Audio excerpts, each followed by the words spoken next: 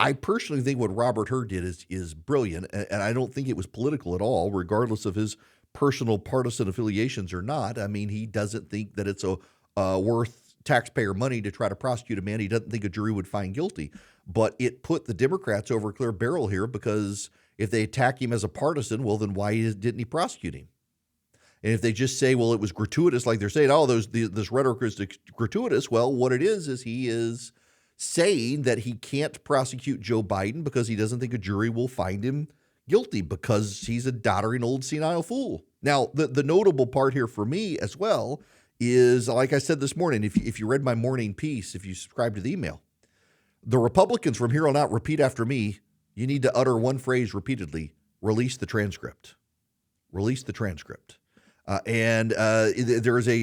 saw a story, let me see if I can find this real quick, that the Democrats aren't sure how to respond now, and they're trying to find a way to not release the transcript while making it sound like they may release the transcript. It is a funny, boxed-in position that the Democrats are going to have to deal with. They really do not want to release the transcript of Joe Biden and the conversations. Now, let me just explain to you what I explained yesterday, because some of you may not have been here when I talked about it yesterday. When you're in a deposition is you're sworn in and the opposing legal side gets to ask you a bunch of questions. And they tend to begin with state your name, state your birthday, state your address, all that sort of information, the basic pro forma stuff. And then they start getting into questions. They can ask you kind of broad questions. Everything has to be related to the case. If they ask you questions that aren't related to the case, you can object. You can call a judge who will mediate it there on the phone while you're in the deposition. But what's important here is they get to ask you a broader array of questions than would be allowed in trial. And the reason they get to ask you a broader array of questions, including questions that amount to hearsay, that is, tell me what so-and-so said to you. That's hearsay. You can't do that in court with some exceptions. But in a deposition, you can generally do that, because then you can go do a deposition of that person. And did you say this, that, or the other? Things like that. So you get a broad array of questions. And in that deposition, not only is it typically recorded, but there's a transcriptionist who is the stenographer. If you've ever seen in court or whatnot, there's typically a lady, and she's got a very small machine, and it looks like a typewriter, but it's tiny. And there's training that goes through stenography for shorthand and for these machines. And essentially she's capturing vowel sounds to be able to piece words together, and uses a computer to assist in the transcription so that it can be done in real time. And one of the things that stenographer does is she captures everything, including the uhs and the ums and the ahs and the uhs and the ohs. It's all there in the transcript.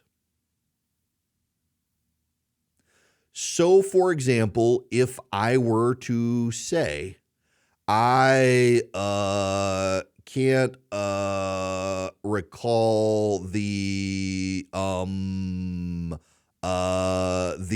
date, all of that's in the transcript. All of that is in the transcript. Every word you say is in the transcript. It is not cleaned up to break those apart. So if you, the American public, are reading the transcript, you're going to read, I can't think all of that's going to be there, and you're going to read it all.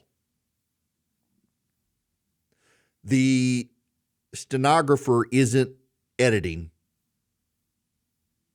Now, what the media would do hilariously, I think, if they released the transcript, is the media would try to edit that out. And you and I both know Republicans would eat them alive and expose how they were doctoring the transcript to clean up the transcript to make it more coherent. But the incoherence is the point.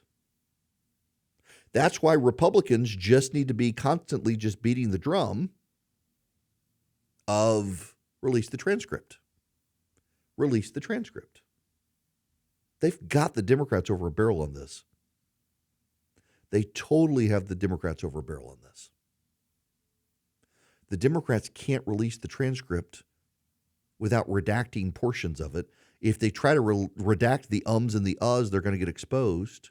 And essentially, it's going to be the special prosecutor who is the one who gets to decide what gets to be redacted. Because remember, a lot of the conversation was about classified documents that have not been declassified. So the context of those documents, that's all going to be redacted. But you can't redact the ums, the ahs, the uhs, the ohs, the oops. You can't redact those sorts of things. That's why, I mean, it really is. If Republicans just constantly say, release the transcript, whenever this comes up. Now, of course, you know, today with what Mike Turner has done and the intelligence that's come from the House Permanent Select Committee on Intelligence, the conversation very quickly in this country is going to move on to this. Republicans would be very wise to pull back to Joe Biden and classified documents and even make it about this, that we can't trust the Democrats to handle classified documents. Look at what Joe Biden's done. And if you don't think otherwise, release the transcript so we can see. This is a marvelous position for Republicans to be in, but I have no doubt Republicans have the capacity to screw it all up. Come on, you all know they do. They really do. And don't be surprised when Republicans do wind up screwing it all up.